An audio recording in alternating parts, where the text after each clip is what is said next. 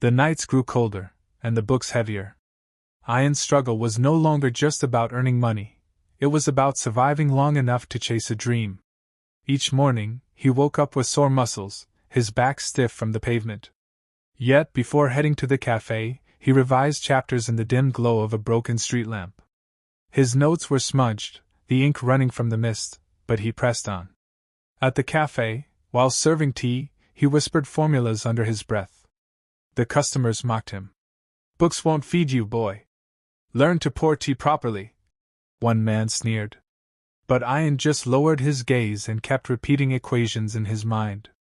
By afternoon, he squeezed an hour in the corner of the cafe's storage room, sitting on empty sacks, solving math problems. His stomach growled, but he ignored it, sipping only water. The real test was at night. After his shift, when the whole town slept, he sat on the pavement with a borrowed candle stub. The buzzing of mosquitoes was constant, his eyelids heavy. More than once, his head drooped onto the pages. He slapped his own cheeks, whispering, "Stay awake, Ayan. You can't fail. Not after everything." The hunger was sharpest on those nights. Sometimes he had no dinner at all, saving his coins for books.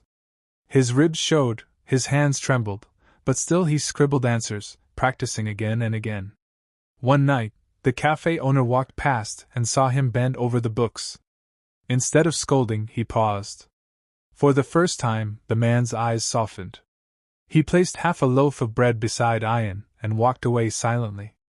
Ayan stared at it, tears filling his eyes.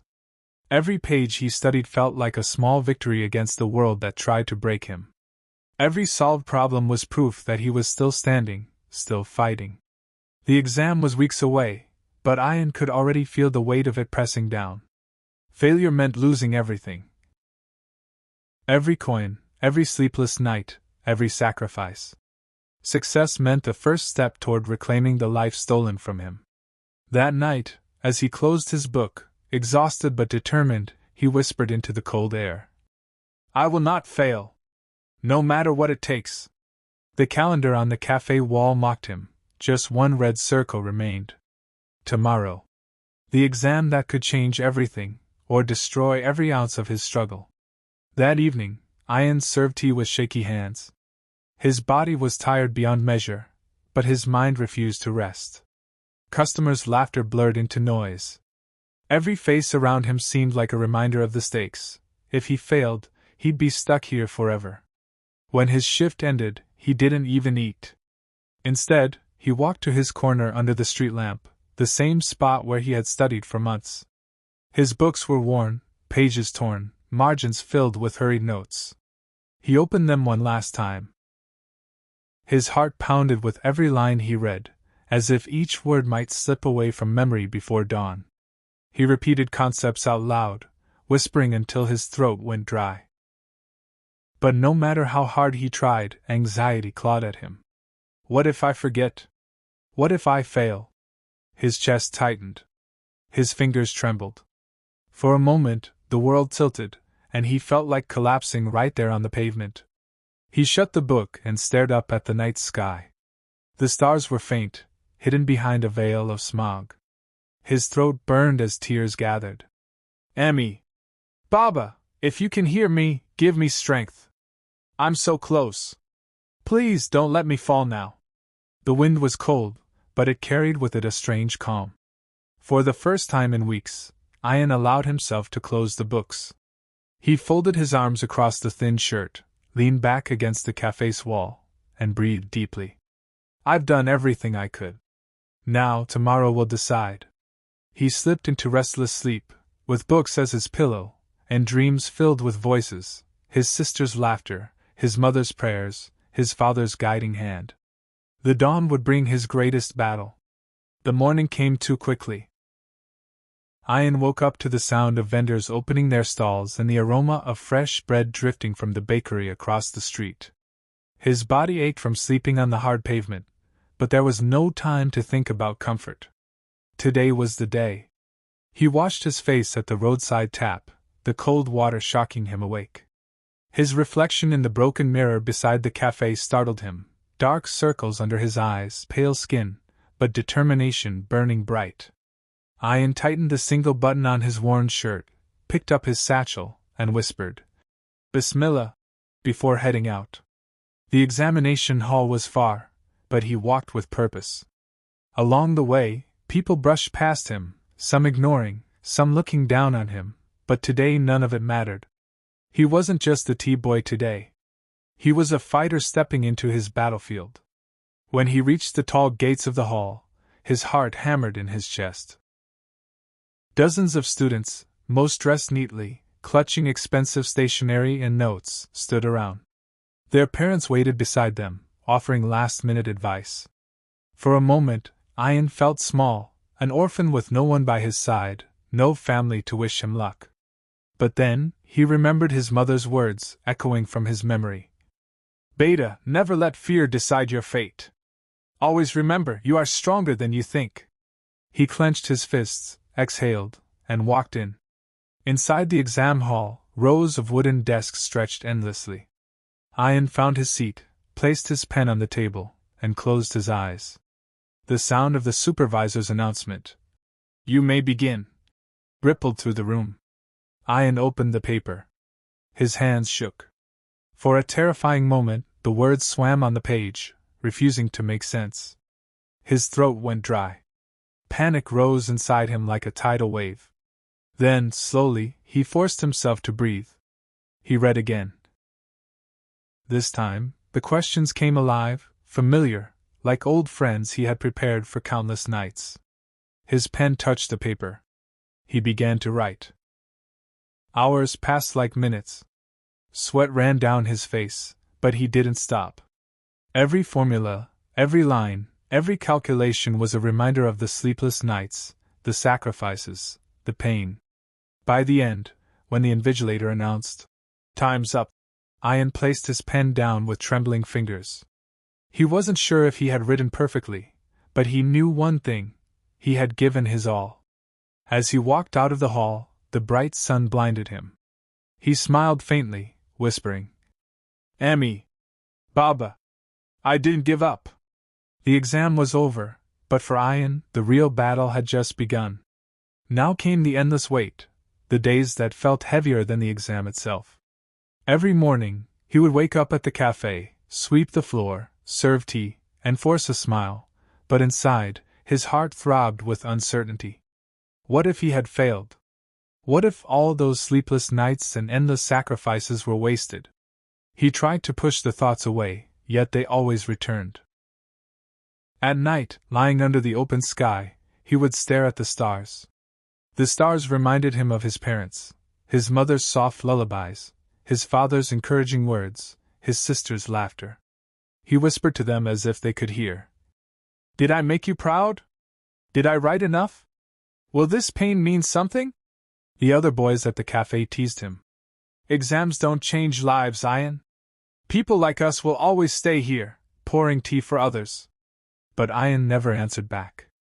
He only clenched his jaw and held tighter to the dream glowing inside him. He believed their words were wrong. His fate had to be different. Days turned into weeks. His anxiety grew. Sometimes, while delivering tea, he would overhear students in neat uniforms talking about their exam answers, their confident plans for the future. That confidence cut through Ayan like a blade. He had nothing but hope. Then, one evening, as he was wiping tables, the cafe owner walked in with a folded newspaper. Tossing it onto the counter, he muttered, "Results are out. All over the city. Everyone's talking about it." Ayan froze. His heart stopped beating for a moment. Results. His hands trembled as he reached for the paper. His eyes scanned the tiny print, the endless columns of roll numbers. Sweat dripped from his forehead. And then, he saw it. His roll number. His name. Ayan had passed. His chest tightened. Tears welled up in his eyes, but he refused to let them fall in front of everyone. He pressed his lips together, clutching the paper as though it were life itself. That night, lying under the stars, he whispered again to the heavens, but this time, his voice carried relief and pride. "Ami Baba! I made it! This is just the beginning." The morning after Ian saw his name in the results, the world suddenly felt different. The same streets he had walked every day, the same tea cafe where he scrubbed tables, even the cold bench outside where he slept, it all looked brighter. Passing the exam wasn't the end, it was the door to a whole new life. But as the first wave of joy faded, the weight of reality returned. Passing one exam was only the first step. To become what he dreamed, a respected officer, someone who could stand tall and claim back his dignity, he had to go much further. The path ahead was harder than anything he had faced. Late that evening, he sat with the cafe owner, clutching the newspaper with his name circled in red. "I want to go further," Ian said firmly. "I want to study for CA." The cafe owner looked at him for a long time. "CA?" he sighed. "That's not for boys like us. It takes years. It takes money. It takes everything." "I know," Ian whispered. "But I have nothing to lose." And everything to gain. For days he struggled.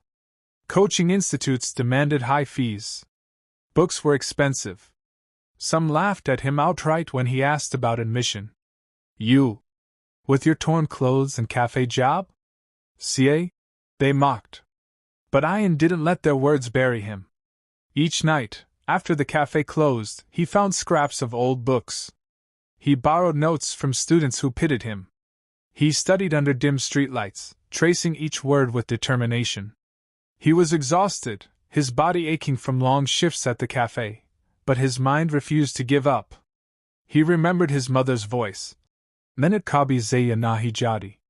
One night, while flipping through borrowed pages, he whispered, "One day, I'll sit in an office where people will salute me. I won't be the boy left outside anymore." The stars above him twinkled, as if silently agreeing. Days turned into weeks, and weeks into months. Ian's routine became a battle with time itself. Mornings began at the cafe, where he washed endless cups, cleared tables, and carried trays heavier than his frail body. By the time night arrived, most boys his age would collapse into sleep. But Ian's night was just beginning. With an old second-hand lamp borrowed from the cafe owner, he sat outside under the open sky, surrounded by tattered books. His eyes burned from exhaustion, his fingers often stained with ink, but his determination was unshakable. He whispered to himself, "This is not just study, this is survival." But the world wasn't kind. His uncle, the same man who had thrown him out, found out about Ian's ambitions. One afternoon, he appeared at the cafe, sneering. "You think you can become a CA?" he mocked loudly, making the customers turn to look. "You can't even afford your own bed, and you're dreaming of offices and power?" Ian stayed silent, his fists clenched, heart pounding. Deep inside, the humiliation burned, but it also became fuel. Still, reality was brutal. Fees for the CA foundation exam were due. And he had nothing close to the required amount. Nights passed with him staring at the stars, fear clawing at his chest. Was his dream collapsing before it could even begin? One evening, when the cafe was empty, the owner quietly slipped an envelope into Ian's hand. "I've seen boys come and go, but I've never seen someone study like his life depends on it. Take this. It's not charity, it's an investment in your future." Tears stung Ian's eyes. He held the envelope tight, whispering, "One day I'll repay this. Not just with money, but with pride." That night, under the same sky that had watched him struggle, Ian registered for the CA exam. The path ahead was steep, but for the first time, he wasn't just surviving, he was climbing. The exam date crept closer like a shadow Ian could not outrun. Every day after his cafe shift, he buried himself in books, his eyes heavy but his mind refusing to rest. Sleep came in fragments, stolen moments between chapters and notes.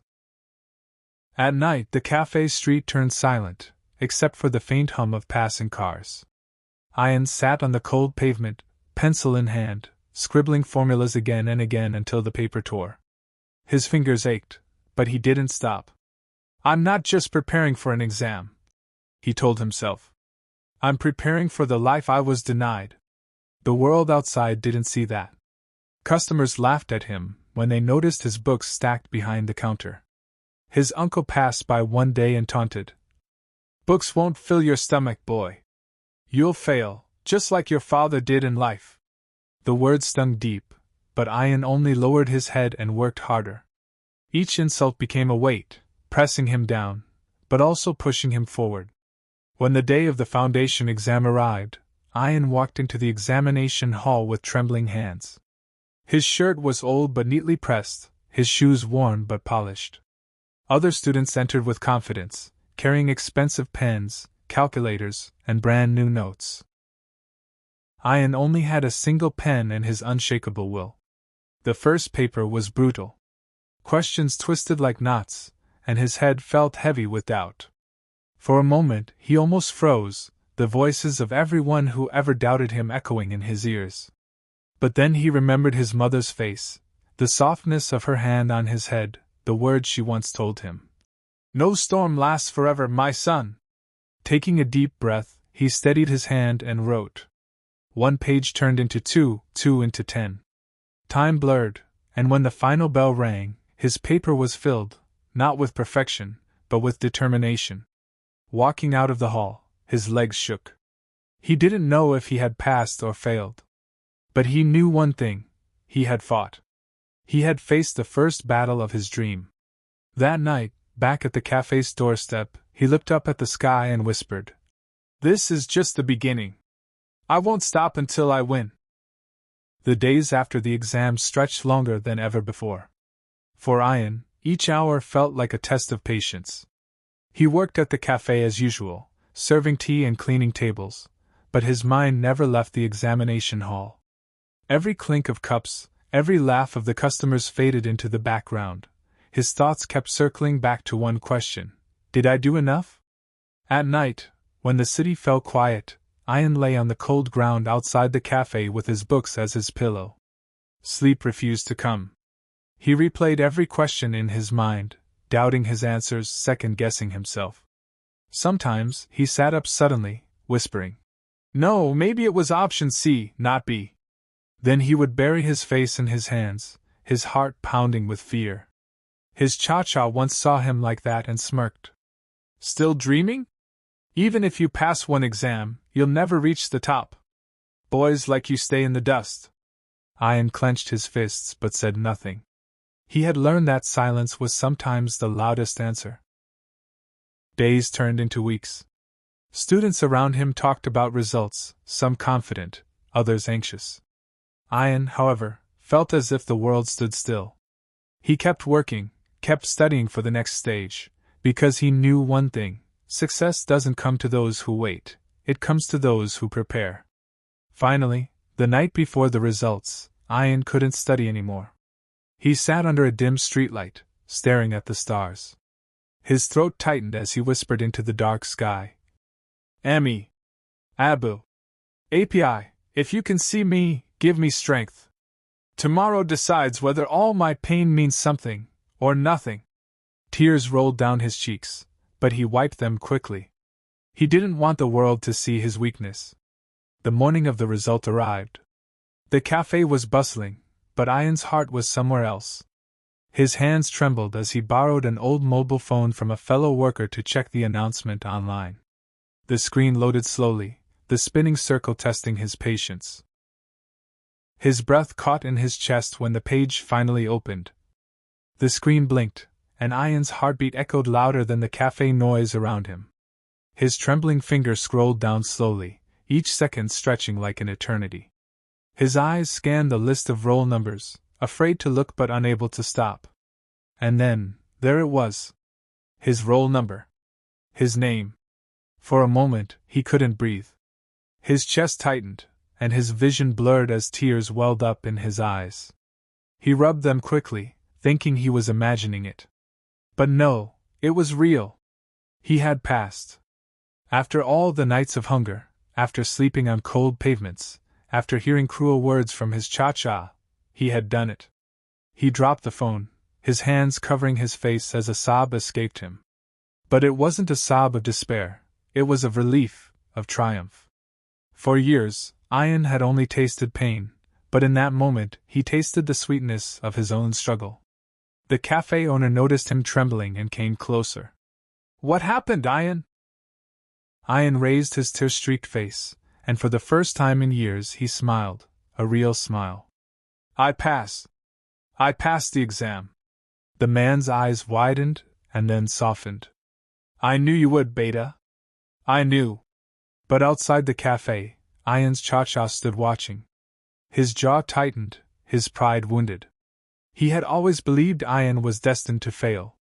Yet here he was, shining despite everything. That night, Ayan didn't sleep outside the cafe like usual. Instead, he sat under the stars, holding his worn-out books close to his chest. He whispered to the sky, "Ami Abu Api. I did it. This is for you." But he also knew this was only the beginning. Passing one exam was just the first step. The path ahead was still long, and the world would not stop testing him. Still, for the first time, he felt hope rise in his chest like the dawn. The morning after the result, Ayan woke up with a determination sharper than ever before.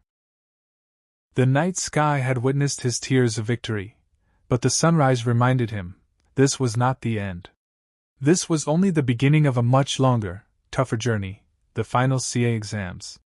With his limited savings from the cafe job, he bought second-hand books. Their pages were worn out, scribbled with notes from someone else's hand, but to Ayan they were treasures. He carried them everywhere, on the bus, in the cafe during breaks, even while waiting outside in the cold nights. The cafe owner, noticing his dedication, said one evening, "Beta, you don't just study, you fight with every page. Remember, this fight will one day change your life." But Ayan's cha-cha was furious. "He thinks he's something special? Passing one exam doesn't make him a man. He'll never rise above his fate." He spat while talking to the villagers. Some nodded, some disagreed, but no one offered Ayan support. This only fueled his resolve. Nights were the hardest. The cafe closed late, and when everyone else went home, Ayan sat under the dim streetlight, revising financial laws and accounting problems. The street dogs circled him, the cold air bit his skin, but his pen didn't stop moving. Every answer he solved was like a small rebellion against the cruelty he had faced.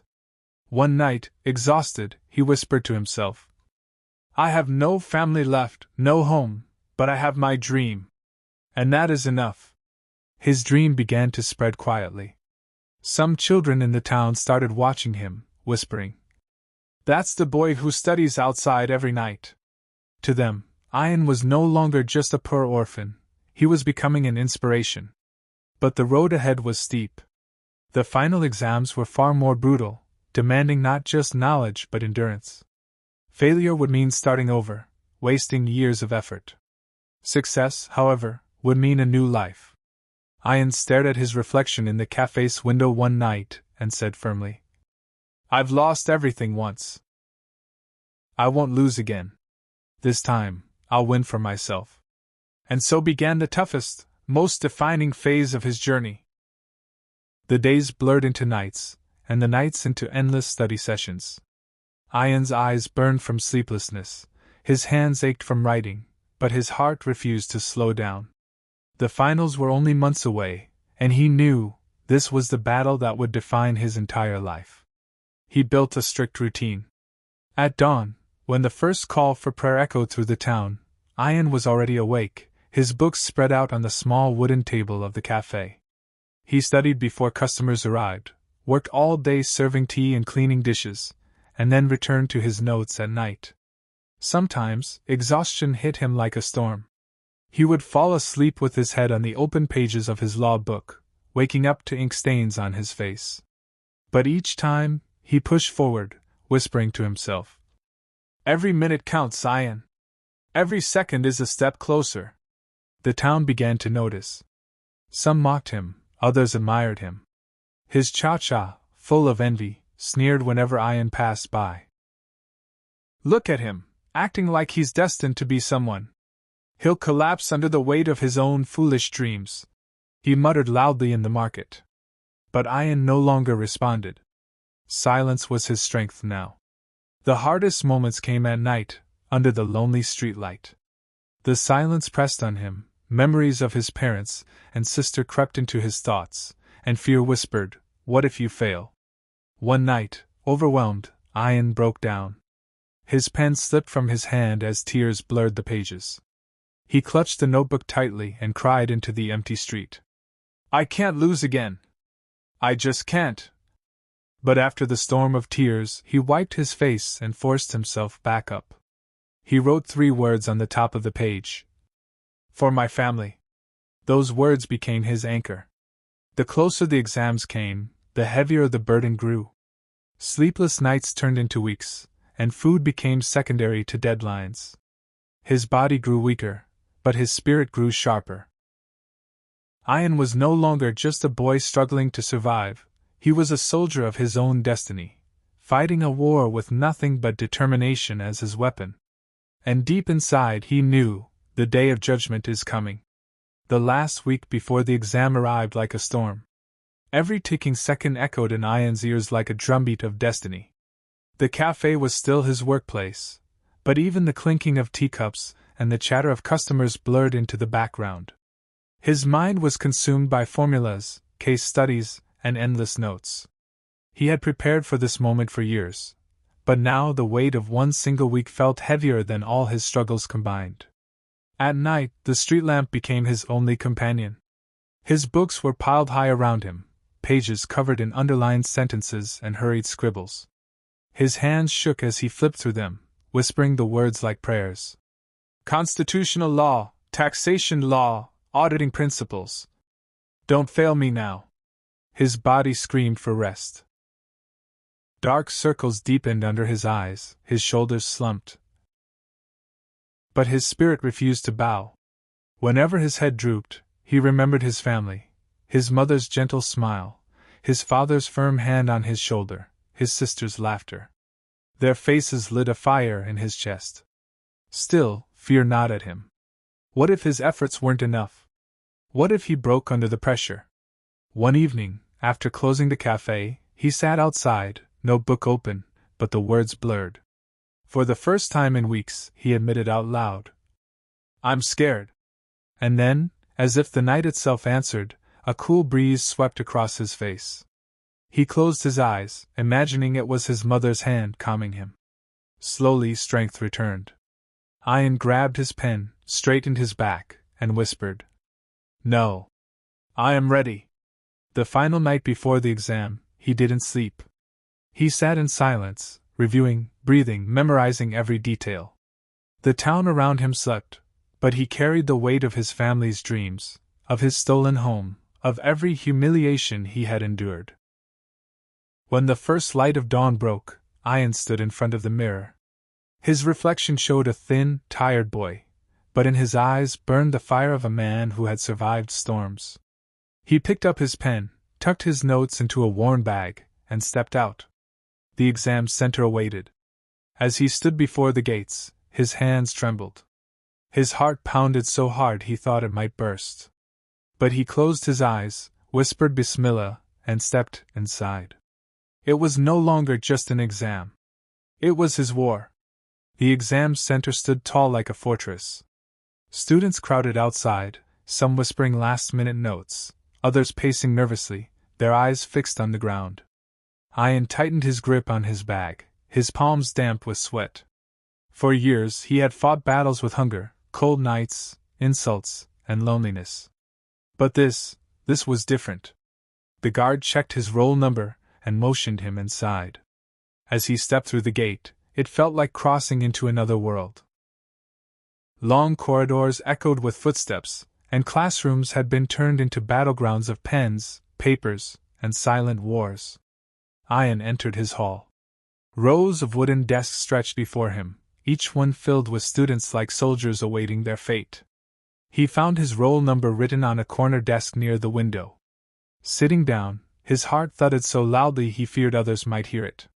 He glanced around. Some students bent over their books in frantic revision, others closed their eyes, whispering silent prayers. Ayan took a deep breath, opened his pencil box, and placed his pen neatly in front of him. His hand trembled as he touched the pen. This pen was not just ink and plastic. It was his weapon, his only sword. The examiner entered, carrying a bundle of question papers. The room fell into heavy silence. Every tick of the clock seemed louder than thunder. When the paper was placed before him, Ayan's eyes froze. For a moment, the words blurred, his mind blank. Fear gripped him. What if I fail? What if all these years of struggle end here? His chest tightened, sweat trickled down his temple. Then, slowly, he closed his eyes. He remembered his father's voice telling him never to give up.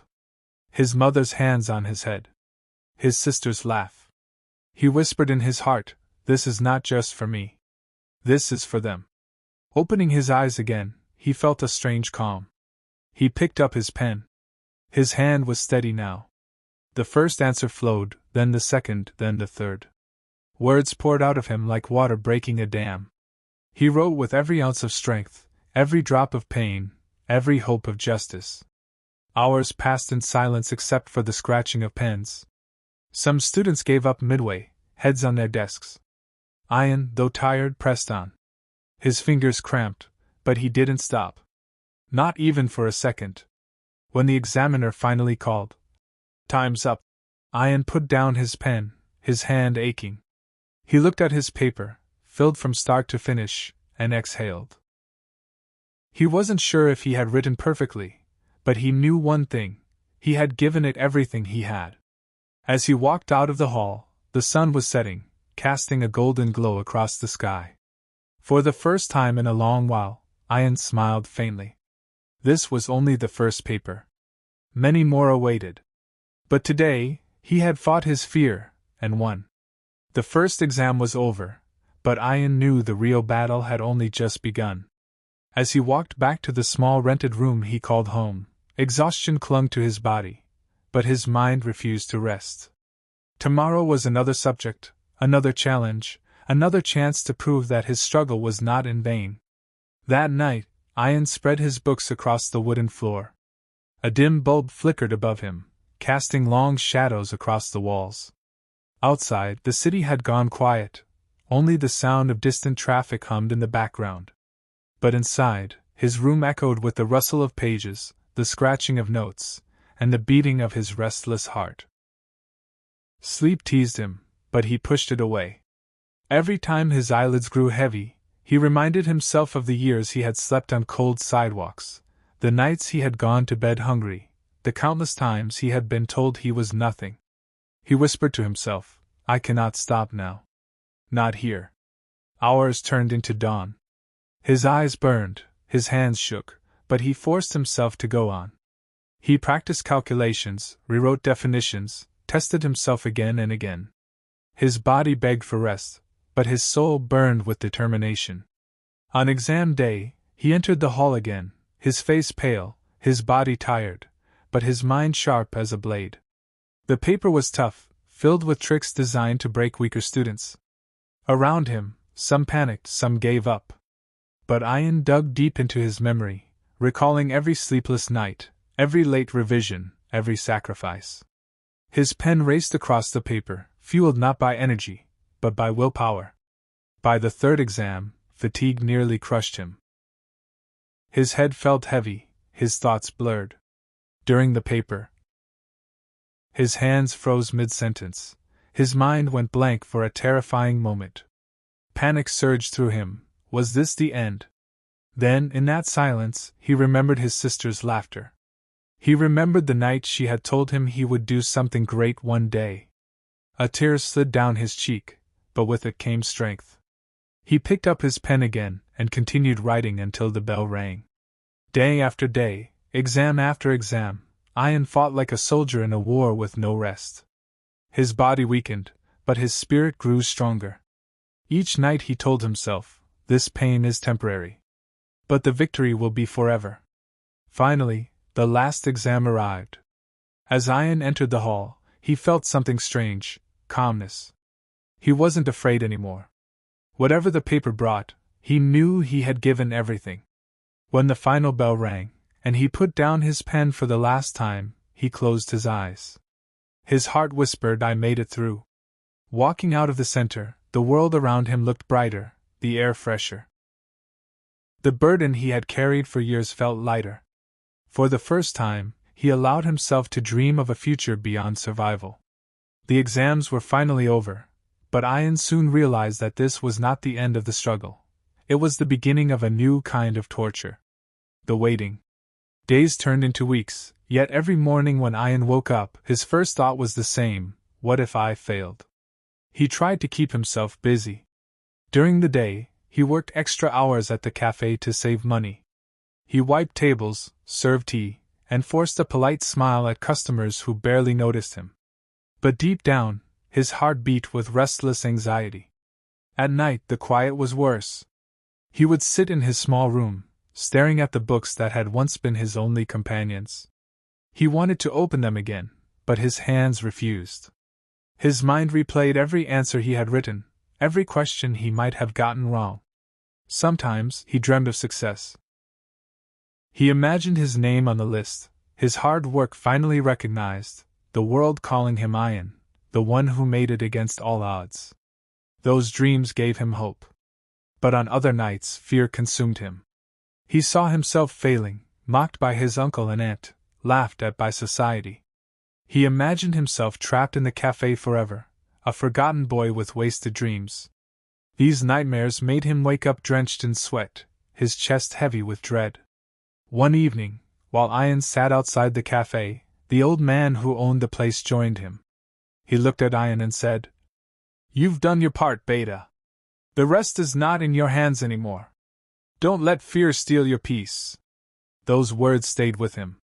Slowly, Ayan began to find strength in waiting. He realized this time was also a test, not of his knowledge, but of his patience, faith, and resilience. Finally, the day of the result announcement came closer. The city buzzed with excitement.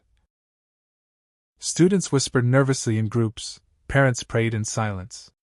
Ayan, however, had no one waiting at home for him. He only had himself, his dreams, and the memory of his lost family. The night before the results, he knelt by his bed. For the first time in years, he prayed with tears streaming down his face. "God, I don't ask for much. I only ask for one chance. Let all my pain mean something." As dawn broke, the results were only hours away.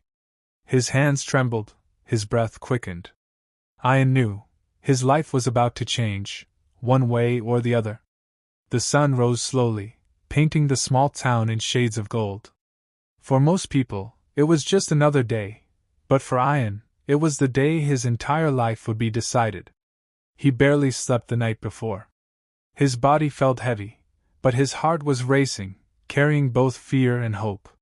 He dressed simply, in his old but clean clothes, and walked toward the examination board's office where the results were to be displayed. The streets were crowded with students, parents, and relatives. Laughter, nervous whispers, and hurried footsteps filled the air. But Ayan walked alone. No one beside him, no one to hold his hand. Just him, and his dreams. When he reached the notice board, students rushed forward, pushing each other, searching desperately for their names. Some cheered, some cried, some collapsed in relief or despair. Ayan stood at a distance, frozen, his throat dry. What if my name isn't there? The thought paralyzed him. His hands trembled as he stepped closer. His eyes scanned the long list of names, line after line, his heart pounding louder with each passing second. And then, he saw it. Ayan Khan passed. For a moment, he couldn't believe it. His eyes blurred with tears, his chest tightened, his knees almost gave way. He whispered softly, "I did it. I finally did it." The world around him became a blur. The noise of the crowd faded. All he could hear was the beating of his own heart, and the echo of his late parents' voices in his memory. "We believe in you, Ayan." He closed his eyes, tears rolling down his cheeks. For the first time in years he smiled, not out of politeness, not to hide his pain, but because he truly felt it. But as the initial wave of joy passed, another feeling entered: responsibility. Passing was only the beginning. The journey ahead was still long, the battles far from over. Yet, for the first time, Ian felt like he had the strength to face them. As he walked back from the board, people who once ignored him now looked at him differently. Some nodded with respect, others whispered his name. Ian didn't care for their approval anymore. He only cared for one thing: his path forward. That night, sitting alone under the same sky he once cried to, Ian whispered, "I'm not that helpless boy anymore. I will rise higher than they ever imagined." The night after seeing his result, Ian lay awake under the stars. His body was exhausted, but his mind refused to rest. He kept replaying the moment he saw his name on the board.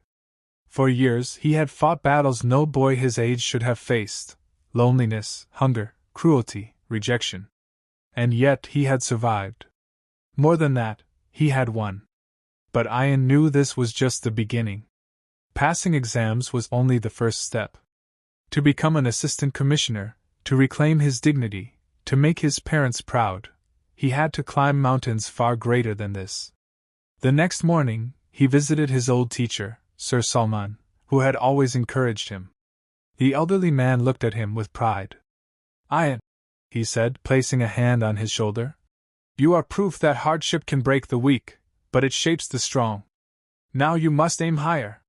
For boys like you, education isn't just a choice, it's the only weapon." Ian nodded firmly. His heart was set. He would prepare for civil services. The path was brutal: years of study, countless sleepless nights, endless failures before success.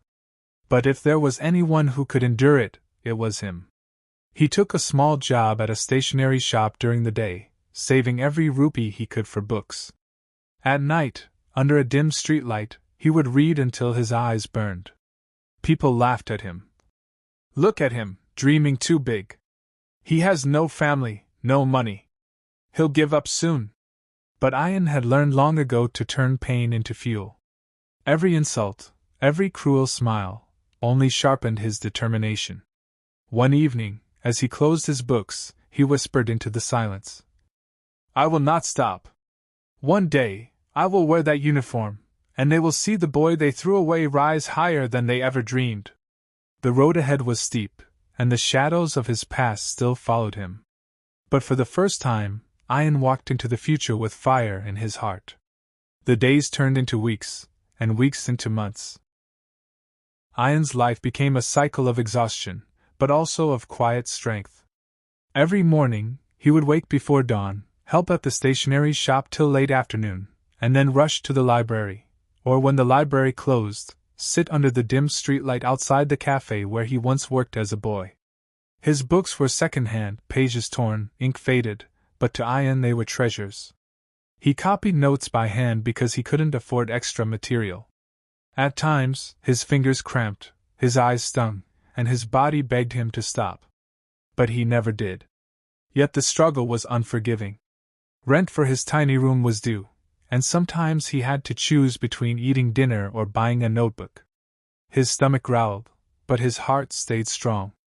The failures, however, cut deeper than hunger. The first mock exam came, and Ian failed badly. He stared at the paper, his confidence shaking. For the first time in months, doubt whispered in his ear. "Maybe they were right.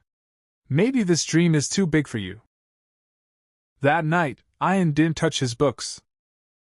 He sat on the cold ground, looking up at the sky, tears welling in his eyes. He missed his parents, his sister, the warmth of a home he no longer had. But then he remembered their faces. His father's firm advice, his mother's gentle smile, his sister's laughter. They were gone, but their love still lived inside him. Wiping his tears, he picked up his pen again. He made a promise to himself. "I may fail 100 times, but I will rise 101. Because this struggle, this pain, is the price of my dream." From that night, Ian's routine became harsher. Less sleep, stricter discipline, sharper focus. His body grew thin, but his spirit became iron. Slowly, he began improving, his notes sharper, his answers stronger. The world still mocked him, but now, when he walked past those who once looked down on him, There was a fire in his eyes they couldn't understand. The boy they had thrown away was turning into a man with unshakable will. After months of sleepless nights and endless pages, Ayan finally reached the day of his second mock exam. His hands trembled as he held the question paper, memories of his earlier failure flashing before his eyes. For a moment, fear threatened to consume him. But then he took a deep breath, whispering to himself, "I've worked too hard to give up now." This time, his pen didn't shake. His answers flowed with clarity.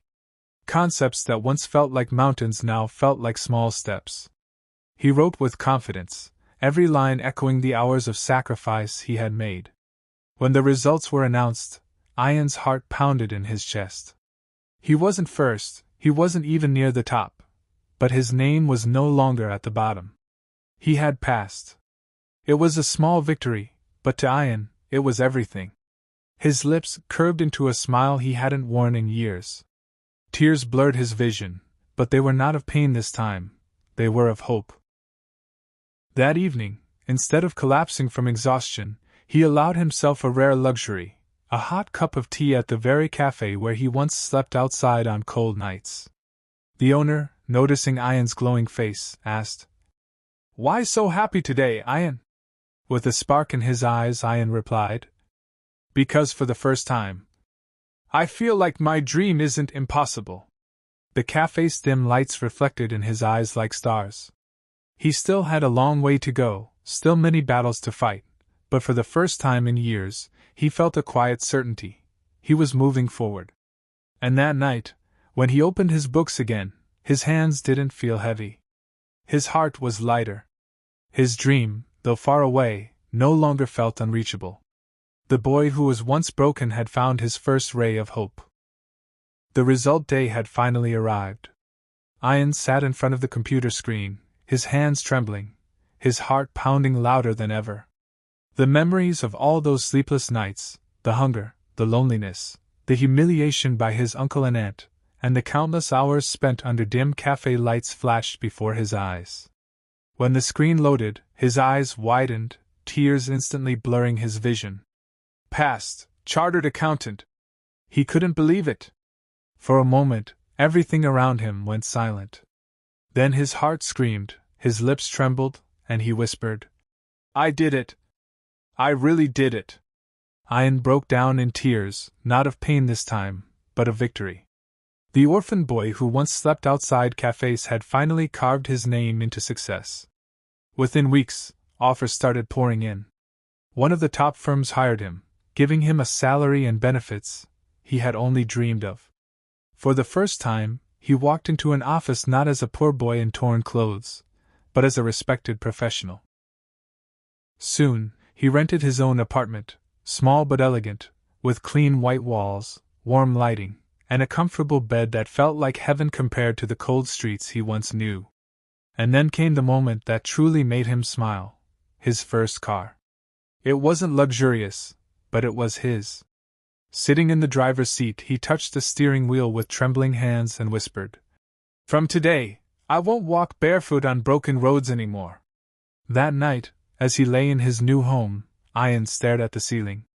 His parents' faces appeared in his mind, his sister's laughter echoed softly, and for the first time in years, he slept peacefully, not under the stars, but under the roof of his own hard-earned success. Ayan's first day at his new job was like stepping into a different world. The tall glass building reflected the sunlight, and as he walked through the grand entrance, people greeted him with warm smiles and respect. For years he had been ignored, insulted, even kicked out of his own house, but now, every nod and handshake reminded him that he had built this life with his own hands. At the office, colleagues admired his intelligence and humility. Seniors praised his discipline and dedication, saying, "This young man has a bright future." Ayan couldn't help but smile. All those nights of struggle were finally being noticed. In the evenings, when he drove back to his apartment in his small car, he often passed by the same cafe where he once washed dishes and slept outside.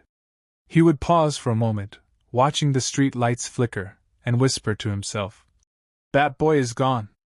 This is who I am now." But success didn't just bring comfort, it brought change in how society saw him. The same neighbors who once mocked him now greeted him with respect. Even distant relatives who had turned their backs tried to reconnect. But Ayan had learned who truly mattered in life, and he no longer let fake sympathy shake his heart. Deep down, though, he still carried the weight of his parents' and sister's memory. Every success felt incomplete without them by his side. Yet, he also knew that living a strong, honorable life was the greatest tribute he could give to their memory. For the first time, Ayan felt like he belonged, not because anyone gave him a place, but because he had earned it.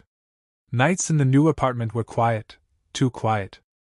Ayan would lie on the soft mattress, staring at the ceiling, listening to a silence that should have felt like peace. But beneath the calm, something restless kept turning inside him. He had crossed one ocean, yes. But the shore he stood on wasn't the final one. One evening, he drove past the old cafe. The streetlights still flickered the same way. For a long moment, he parked and just watched. He could almost see his younger self on the pavement, thin, sleepless, clutching a torn book as if it were oxygen. A lump formed in his throat. "I made it," he whispered to the ghost of that boy. "But I'm not done." At home, he pulled out a clean sheet of paper and wrote a single line, bold and steady. Assistant Commissioner. He taped it to the wall above his study table. The word didn't scare him, it steadied him. Not for the title, not for the chair, for the power to protect boys like him, to hold the cruel accountable, to make sure no orphan was thrown to the street because greed wore the mask of family. The next morning, he met Sir Salman. The old mentor listened quietly, pride softening the lines on his face. "You've climbed a mountain most never dared to touch," Sir Salman said. "The next one is higher. Not just knowledge, temperament, patience, service." "I'm ready," Ayan answered. "And this time, I won't be fighting only for myself." He didn't quit his job, not yet. Stability mattered. But he rebuilt his life around a new discipline. Office from 9 to 6.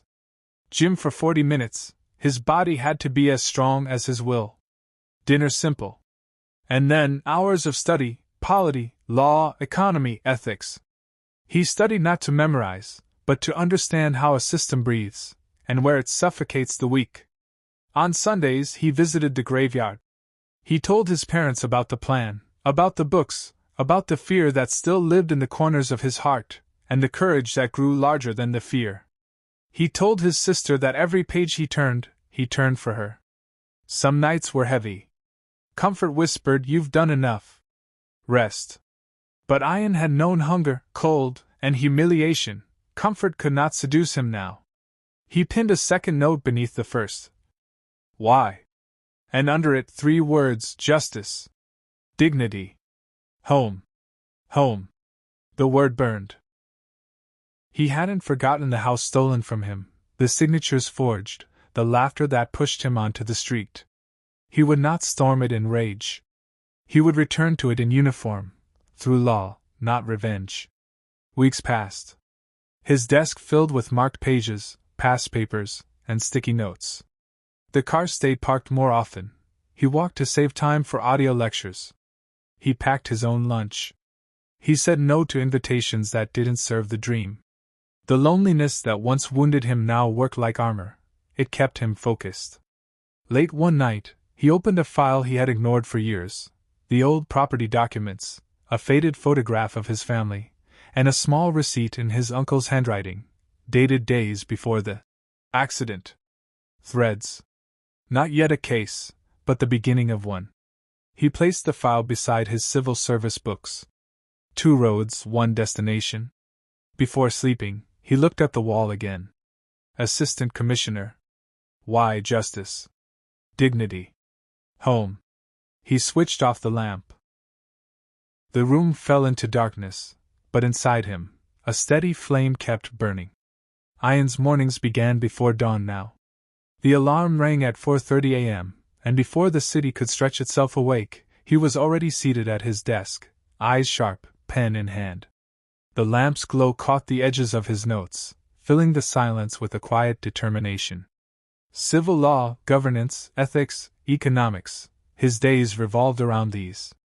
Where once he had struggled to afford a single book, now the shelves in his apartment sagged with volumes. Each page he turned reminded him of the boy who had once read by streetlight outside the cafe. That boy had planted the seed, this man was nurturing it into a tree. But success never comes without tests.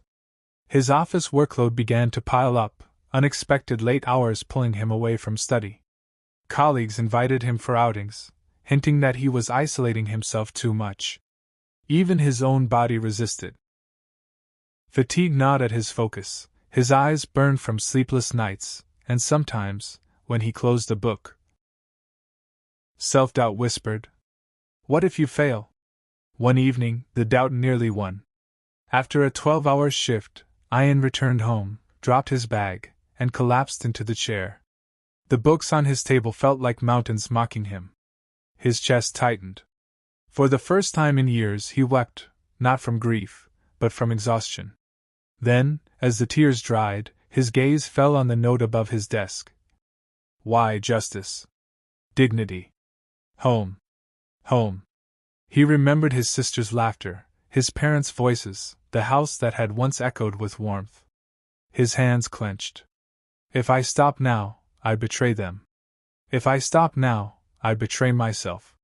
That night, instead of giving in to sleep, he opened his notes again. Slowly, painfully, he kept reading. Each paragraph was like lifting a weight, one more rep, one more step, one more refusal to surrender. Sir Salman noticed his struggle the next week.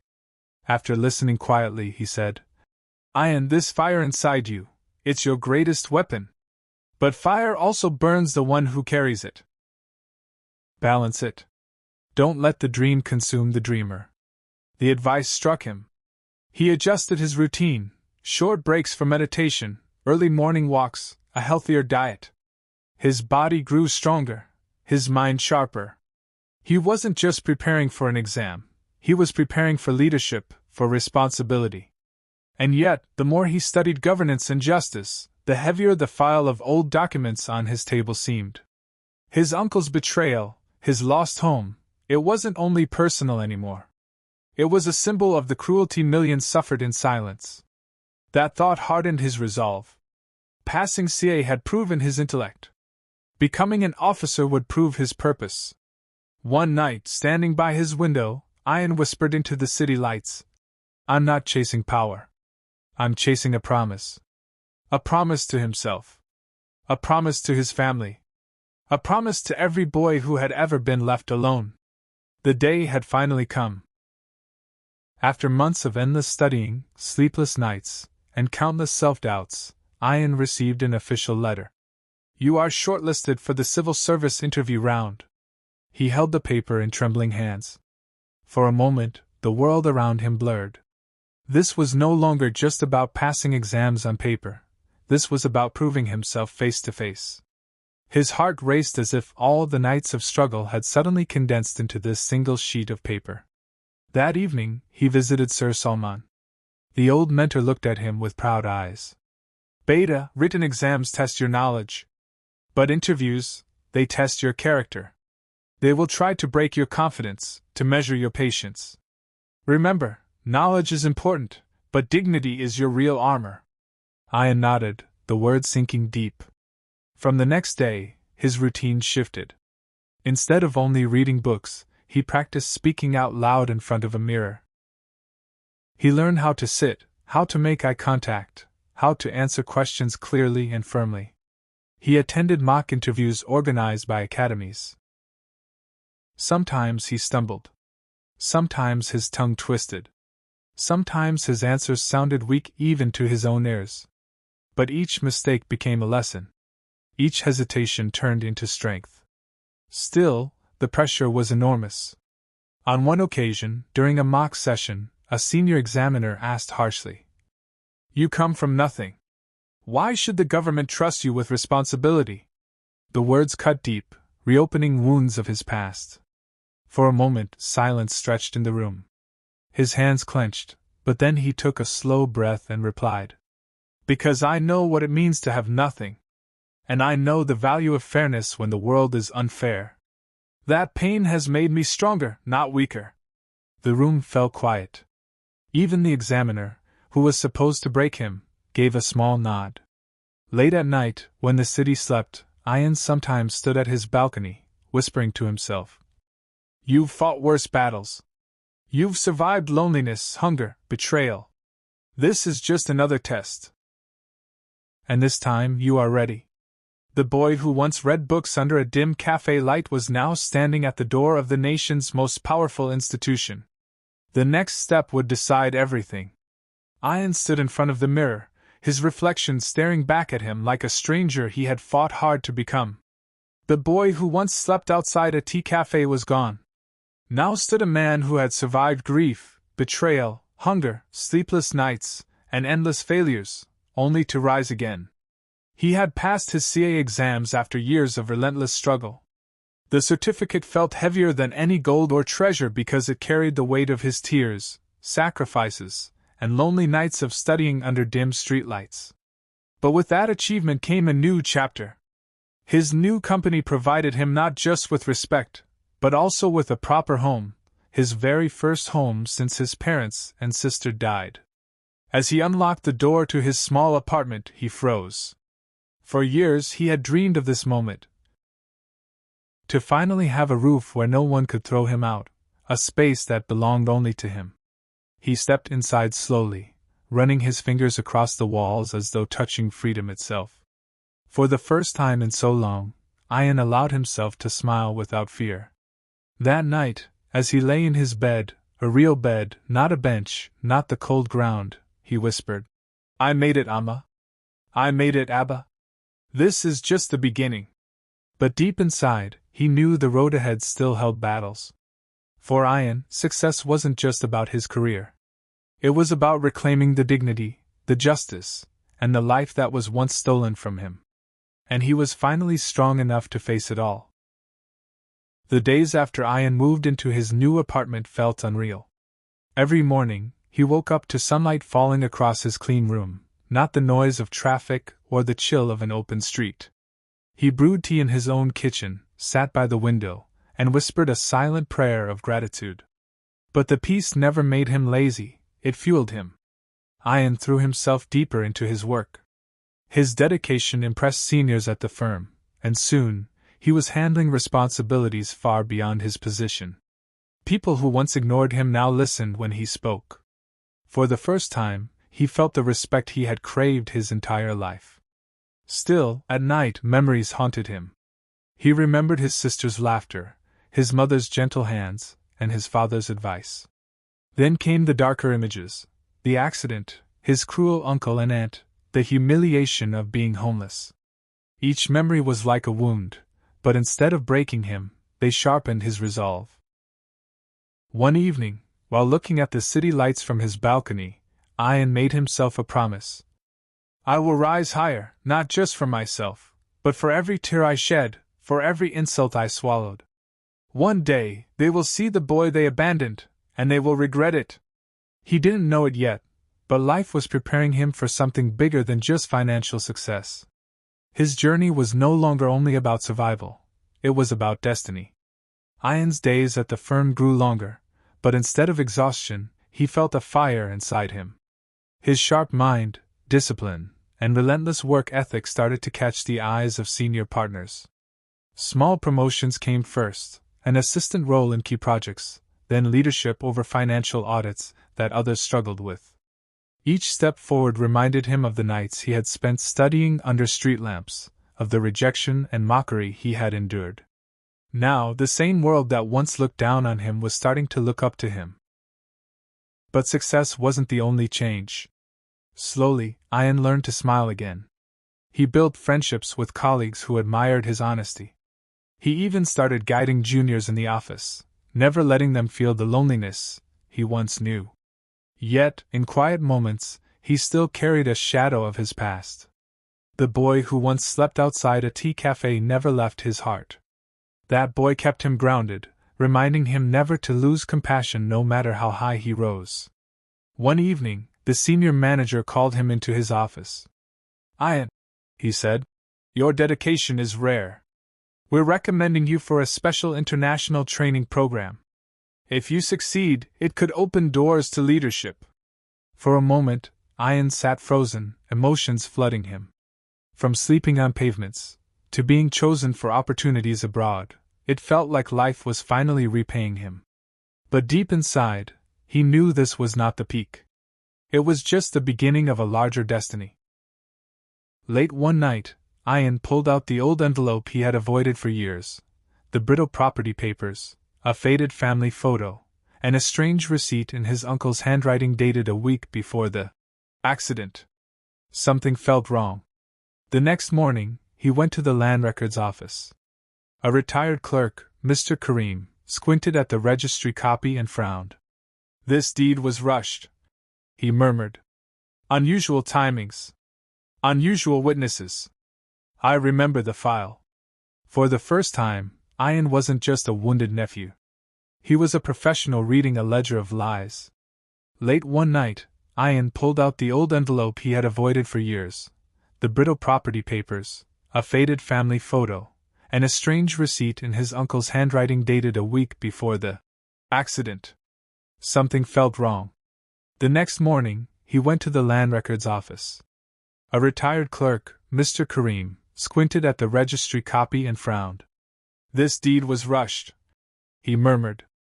"Unusual timings. Unusual witnesses." I remember the file. For the first time, Ayan wasn't just a wounded nephew. He was a professional reading a ledger of lies. Ayan filed applications for certified copies, sale deed, witness statements, mutation entries. He also requested hospital records for the day his mother was allegedly present at the registrar's office. When a junior official hinted for a bribe, Ayan met his gaze squarely. "I'm a chartered accountant," he said calmly. "Issue the copies as per law." Days later, the papers came in. The consideration was supposedly paid in cash. A witness listed was out of the country that day, and the hospital note showed his mother was admitted during the very hour she signed the deed. The facts were turning into evidence. Sir Salman introduced Ayan to advocate Zara Siddiqui, a sharp, steady lawyer known for integrity. She listened without interruption, then spread the documents across her desk. "We'll file a civil suit to cancel the fraudulent deed and restore title," she said. "In parallel, we'll lodge a criminal complaint for forgery and intimidation. And we'll seek an immediate stay so they can't sell or mortgage the house." Ayan nodded. "No shortcuts. Only law." Zara smiled. "Good. Then we fight clean and hard." A legal notice went out to his uncle and aunt. Their reply arrived thick with insults: ungrateful orphan, liar, money-hungry. That evening, his uncle called with oily sweetness. "Let it go, Ayan. Take some cash and forget the house." Ayan's voice didn't waver. "You took my home when I had no voice. I have one now." He hung up, and for the first time, felt no fear. In court, Zara stood tall. "My lord, the plaintiff was a minor. The deed bears signatures executed while his mother was hospitalized. We seek a stay." The defense scoffed. "He wants wealth he didn't earn." Ayan kept his eyes on the judge, not on his uncle's glare. After a brief pause, the judge spoke. "Interim stay granted. No transfer, no encumbrance until disposal." Outside, Ayan exhaled. A small step, but the first stone had moved. Forensic analysis returned. The mother's signature on the deed did not match her verified signatures. Strokes were tremored, pressure inconsistent, classic forgery. Bank statements showed no real payment ever left his uncle's account. A neighbor, old Mrs. Parveen, testified. Her health was failing. She did not step out that week. And the hospital log recorded admission during the exact window of execution. Lies began to collapse under the weight of truth. 2 men followed Ayan home at dusk. One murmured, "Withdraw the case." Ayan filed a police complaint the same night, attaching CCTV stills from the street outside his apartment. In court, Zara moved an application for protection and contempt. The judge's eyes hardened. Any interference with the process will invite strict action. Sir Salman placed a steady hand on Ayan's shoulder outside the courtroom. Justice is a marathon, not a sprint. Ayan nodded. I'm still running. The courtroom was packed the day of the decision. The judge read slowly, each word like a bell. On evidence placed, hospital records, forensic report, banking trails, and testimonies, the deed is declared void ab initio. Mutation is set aside. Title stands restored to the legal heir, the plaintiff. The defendants are directed to hand over vacant, peaceful possession within 14 days. Investigating authorities shall proceed on the forgery complaint in accordance with law. Silence. Then a ripple of whispers. Ayan closed his eyes. The house he had lost as a boy was his again, not by rage, but by right. Outside, he faced his uncle. I won't gloat. Leave with dignity. Let the law do the rest. He took the keys in trembling hands. The meadow felt warm. Alive. Dust rose as doors opened after years. Sunlight spilled across familiar floors. Ayan walked from room to room, touching the walls like they were old friends who had waited in silence. He framed his parents' and sister's photograph in the living room and lit a small candle beneath it. That evening, he drove to the cafe and handed the owner an envelope. For the boys who study under your light. Buy them lamps. He registered a small fund, Streetlight Scholars, for kids who learn in the dark as he once did. His house was returned. His purpose, too. Weeks later, Ayan stood at his study table. 2 stacks waited, civil service prep on the left, case file, closed on the right. He touched the closed file, then the books. The pain hadn't vanished, it had transformed. He stepped onto the balcony. The city hummed below, indifferent and infinite. I didn't win to sit still, he whispered.